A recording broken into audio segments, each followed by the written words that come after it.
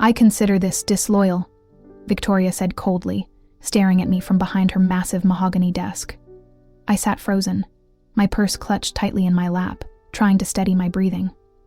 She slid a printout across the desk, a forwarded email confirming I'd interviewed with North Bay Solutions. I'd taken a half day and told her it was for a dental appointment. It was my personal time. But she didn't see. "Security will escort you to your desk," she said flatly. "Your building access has already been revoked." 6 years of dedication, millions in revenue, and this was how it ended? Not with a conversation, but with a printed email and a forced exit. Have you ever been punished just for knowing your worth? For daring to explore better opportunities? My name is Addison Walker. I'm 31. For 6 years, I gave Harbor Point Communications my loyalty, but when I asked for what I'd earned, they gave me a cardboard box.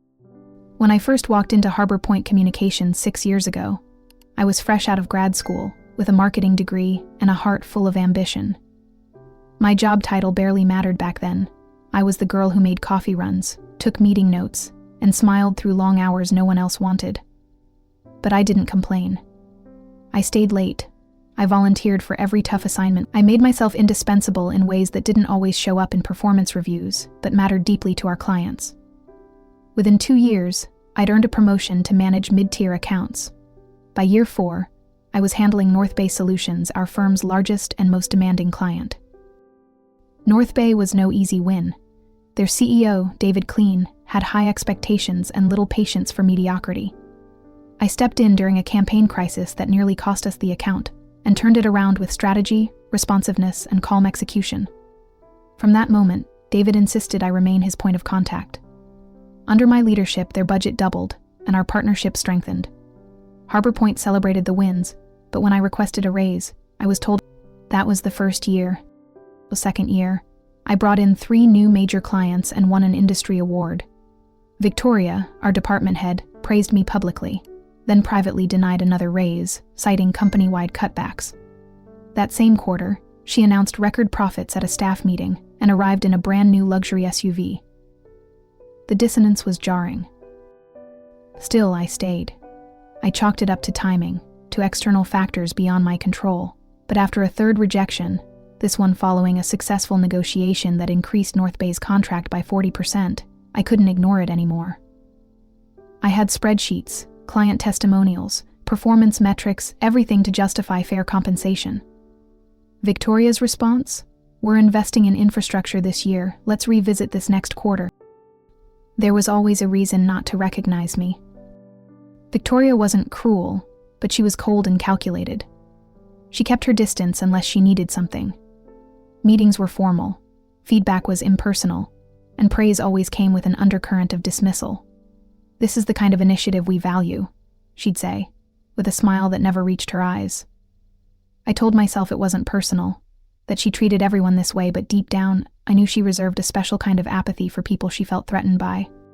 Despite everything, I remained loyal. I loved the challenge, the clients, the adrenaline of landing campaigns that exceeded projections. I believed in Harbor Point's mission and thought if I just kept proving myself, the recognition and fair compensation would eventually come. But as the years passed, a quiet sense of injustice grew louder inside me. I started doubting not my performance, but my willingness to keep accepting less. Still, I didn't update my resume out of bitterness. I did it out of necessity. Out of self-respect. Because even the most loyal employees eventually wake up to the truth. Loyalty means nothing in a place that refuses to see your worth. The third time Victoria denied my raise, something in me shifted. It wasn't just disappointment, it was a quiet breaking point. I had just secured a 40% increase in North Bay's annual contract, delivering results that outpaced projections by nearly a quarter. It was the kind of win that should have launched my career into a new bracket. Instead, Victoria smiled that polished smile of hers and said, "It's just not the right time. We're focusing on infrastructure this year." No mention of my contribution. No offer to revisit the topic in writing. Just another vague promise pushed down the road. I walked out of that meeting more tired than angry. That night, I opened my laptop and dusted off my resume for the first time in 6 years. Not out of spite, but because I finally accepted that waiting for recognition in that office was a losing game. Around the same time, I noticed a shift in Victoria. She started inserting herself into my meetings with North Bay again, offering unnecessary suggestions, requesting to be CC'd on every email. It wasn't oversight, it was control. Clients even noticed. David once asked me, "Has your chain of command changed?" The office whispers didn't help either. Rumors of favoritism swirled, promotions handed to less qualified employees who happened to be in Victoria's inner circle. I stayed out of the gossip, but I couldn't ignore what it meant. Hard work didn't guarantee success at Harbor Point. Connections did. The breaking point came quietly. I took a half day off, telling Victoria I had a dental appointment. In reality, I had a lunch meeting scheduled with David Klain at North Bay's downtown office. We kept a casual and exploratory conversation about future possibilities. Nothing was offered that day, and I didn't ask, but it was enough to light a spark. For the first time, someone with power and perspective looked at me and saw value, not just utility. As I left their glass-paneled lobby, I remember glancing at my reflection in the elevator mirror. For the first time in months, I looked like myself again. Confident, steady. I wasn't plotting revenge or making a grand exit. I was quietly preparing to leave behind a place that had never truly seen me. Back at Harbor Point, I resumed my duties with the same professionalism, but my perspective had shifted. I realized that loyalty is only noble when it's mutual. I had poured years into a company that saw me as replaceable. I had built client trust, generated millions in revenue, and still sat through 3 years of budget excuses. A sad truth? My silence had been mistaken for contentment. My dedication had been taken for granted. Harbor Point didn't owe me the world, but they owed me fairness. And now that I'd seen what respect looked like elsewhere, there was no going back. Victoria didn't even pretend to be civil. She stood behind her desk like a judge delivering a sentence, tapping a printed email with one manicured finger. "I consider this disloyal," she said flatly, "after everything Harbor Point has done for you." I sat across from her, heart pounding in my chest, clutching my purse so tightly my knuckles turned white. She didn't wait for a response. "I have confirmation you interviewed with North Bay Solutions. You claimed a dental appointment." There it was. No discussion, no warning.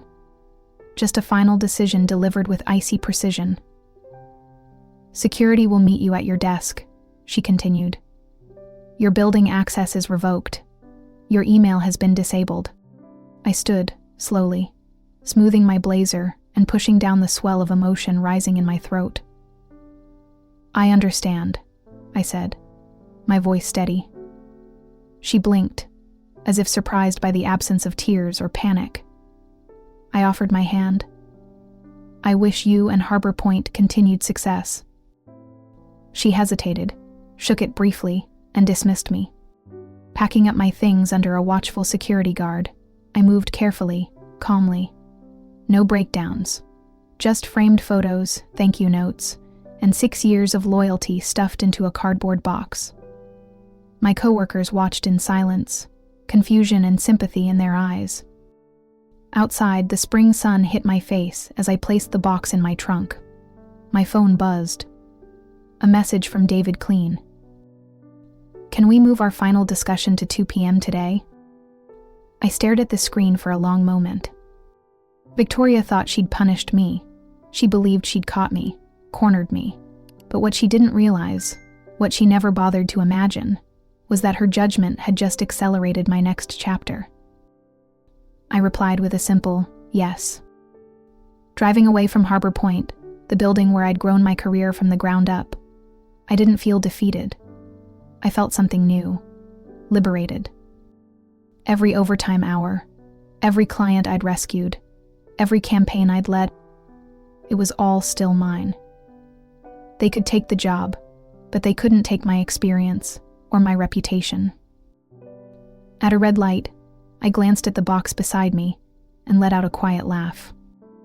6 years of my life, neatly packed between staplers and succulents. But what came next wouldn't fit in any box. Victoria may have thought she'd ended my story. She had no idea she'd just set the stage for the most powerful chapter yet.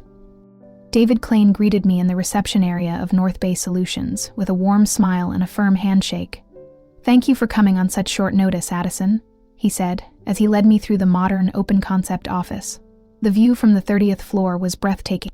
Skyline and snow-capped mountains. It felt like a different world from Harbor Point's beige cubicles and closed-door management. Inside his modest but tasteful corner office, he offered coffee. I accepted, still absorbing how surreal this day had become. I'd left one job in a storm and walked straight into a completely different climate. David didn't waste time. "I want to be transparent with you. I spoke with Victoria this morning.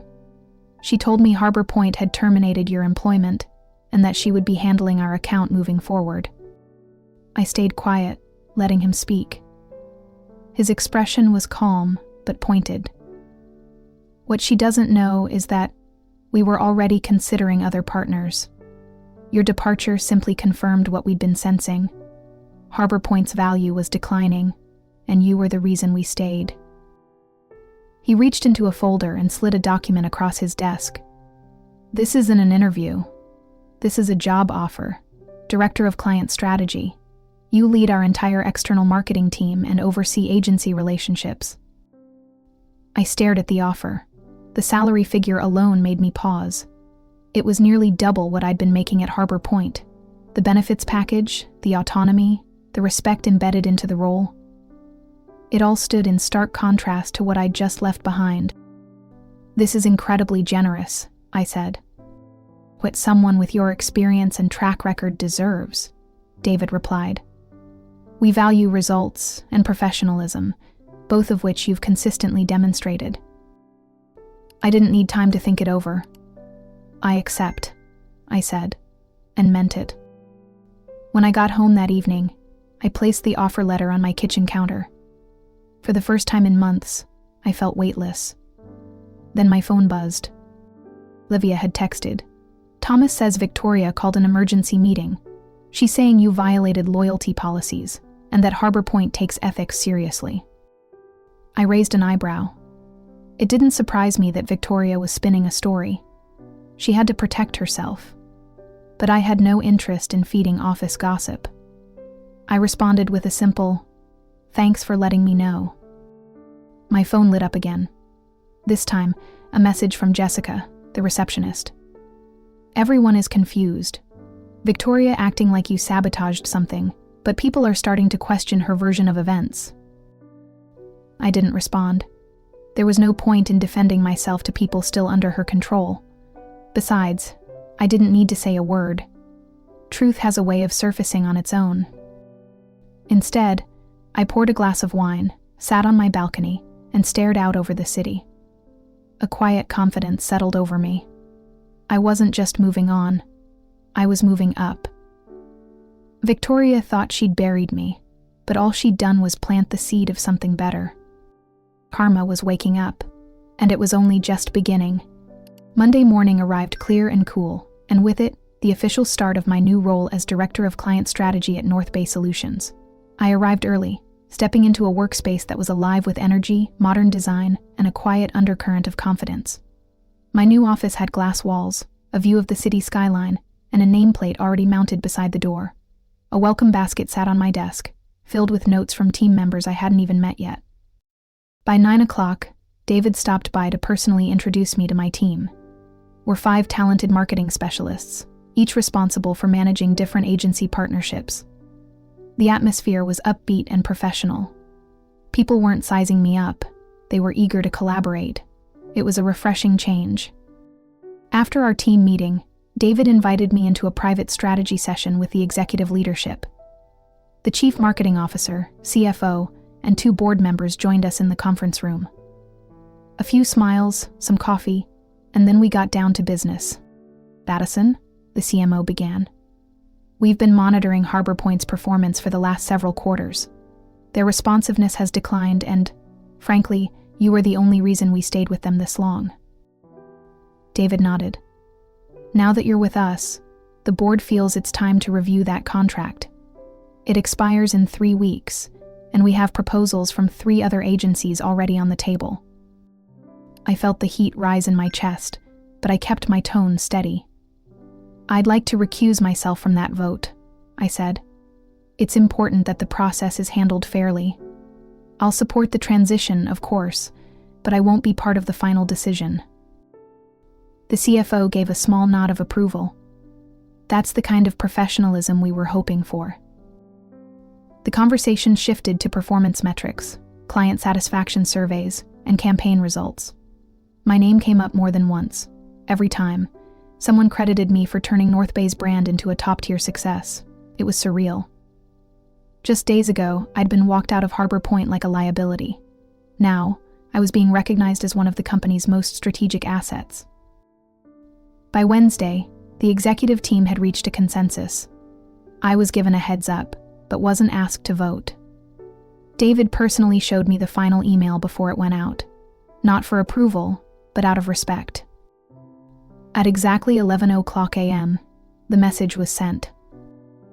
It was professional and concise. North Bay would be terminating their contract with Harbor Point Communications, effective immediately. A new agency, Meridian Creative, had been selected, that all account materials be transferred by the end of the week. And it named me as the point of contact overseeing the transition. I read the email twice, then set the screen aside and looked out my office window. I could imagine Victoria opening that message, the blood draining from her face as she realized exactly what had happened. In her effort to punish me, she had cost her company its largest client. But I didn't feel smug. I didn't feel triumphant. I felt grounded. This wasn't about revenge. This was about alignment, about working for people who saw my worth without needing to be convinced over and over again. Later that day, I received a message from Jessica, Harbor Point's receptionist. Everyone is in chaos. Victoria's been in back-to-back emergency meetings. 3 other account managers are updating their resumes. I didn't reply. There was nothing more to say. Instead, I stayed focused. I began mapping out the transition strategy for North Bay, setting up onboarding meetings with the new agency, and checking in with my team to make sure everyone had what they needed. David popped his head into my office around 4:00. "How's your first week going?" I smiled. "Productive." "Good," he said, "because this is only the beginning." And he was right. I wasn't just managing clients anymore. I was setting the tone, shaping the team, and proving, through action, that when you stand in your worth, the world adjusts to meet you. By Thursday morning, the fallout at Harbor Point had become impossible to ignore. Addison's phone lit up with a flurry of texts from former colleagues. One read, "Victoria's been in meetings all day. She looks panicked." Another, "Addison, the board is asking questions. Everyone's talking about the North Bay deal." News had spread quickly. Harbor Point lost their biggest account, and it wasn't just any client, it was North Bay, the jewel of their portfolio. The same client Victoria had insisted she could handle herself, despite knowing full well Addison was the backbone of that relationship. Jessica, the receptionist, sent a message too. 4 people updated their LinkedIn this morning. Everyone's rattled. People are calling it the Addison effect. It wasn't revenge, but it was justice. That afternoon, Addison's phone rang again. A calm, firm voice greeted her. "Emmett Walker, this is Elaine Winters. I'm on the board at Harbor Point. I'd like to request a meeting tomorrow morning." Addison paused, then answered, "I'll come in at 9, but just so we're clear, I'm not returning. I'd like closure." "Understood," Ms. Winters replied. The next morning, Addison walked through the doors of Harbor Point for the first time since her termination. She wore a navy suit, her shoulders square and her expression composed. She signed the visitor log and smiled politely at Jessica, who whispered, "Everyone's behind you." Addison was ushered into a sleek conference room where Miss Winters waited alone, a file already open on the table. "Walker," she said warmly, Thank you for coming." "Of course," Addison replied, settling into the seat across from her. "I've reviewed your personnel file," Ms. Winters began. 6 years of outstanding performance. 3 formal requests for compensation adjustments, all denied. No documented misconduct. No company policy breached. She closed the folder and looked Addison in the eye. "There was no justification for your dismissal. Victoria acted unilaterally. That's being addressed internally." Addison stayed silent, waiting. "The board would like to offer reinstatement," Ms. Winters continued. "Senior account director. Salary adjusted to your final raise request, plus 10%. You would report directly to the executive board, not to Victoria." Addison allowed the silence to linger before answering. "I appreciate the offer, truly, but I've already accepted a new position. I start Monday." Ms. Winters nodded. "With North Bay." "I prefer not to disclose that." Ms. Winters didn't press. Addison leaned forward slightly, voice calm but resolute. "You asked for closure, so here it is. Loyalty works both ways. For 3 years, I gave everything I had to this company. In return, I was denied, dismissed, and discarded. I don't work where I'm not valued." Miss Winters offered a small, respectful smile. A fair assessment. They stood and shook hands. As Addison walked back through the familiar office, it didn't feel like a return. It felt like release. She wasn't the employee who'd once waited on promises. She was the woman who had risen beyond them. And Harbor Point, scrambling, panicking, and now desperately trying to recover, was left facing the karma they had earned. Addison's first month at North Bay passed in a blur of energy, creativity, and focus. For the first time in years, she didn't feel like she had to prove her worth. Her team, made up of 5 talented and eager marketing professionals, responded quickly to her leadership. They weren't just doing what was asked, they were engaged, asking questions, offering ideas, and showing signs of the kind of excellence Addison had always hoped to cultivate. David stopped by her office one morning with a smile. "The morale shift in just a few weeks? That's you," he said. "They trust you, and so do we." With full executive support, Addison began implementing new policies across her department. She advocated for transparent performance reviews tied to clear compensation growth. She added quarterly check-ins not only to track progress, but to listen, really listen, to what her team needed. She made it a priority to ensure that no one working under her would ever feel the frustration she had known at Harbor Point. During one of those check-ins, a junior strategist nervously asked, "Is it okay to bring up salary here?" Addison smiled. "It's not just okay, it's expected. If you're delivering results, I want to make sure you're being treated fairly." Her message was simple but powerful. Speak up, know your worth, and never apologize for advocating for yourself. It didn't take long before word got around. Addison began receiving quiet messages from former colleagues still at Harbor Point. One wrote, "I wish I'd left when you did. The place hasn't been the same since." Another said, "You've inspired me to start applying elsewhere. Any advice?" She responded graciously, never speaking poorly of her former employer, but always encouraging people to think about their long-term growth.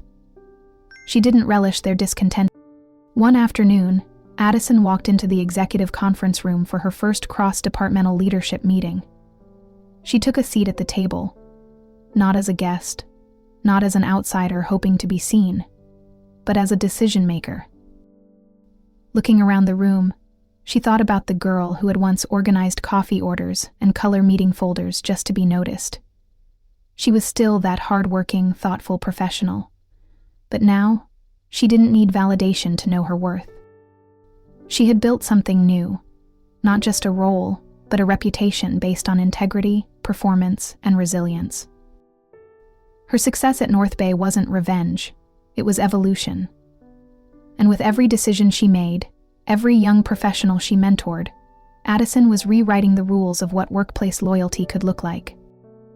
Because she'd finally learned what Harbor Point never understood. True loyalty begins with valuing yourself. A year later, Addison sat in her sunlit corner office at North Bay Solutions, a steaming mug of coffee warming her hands.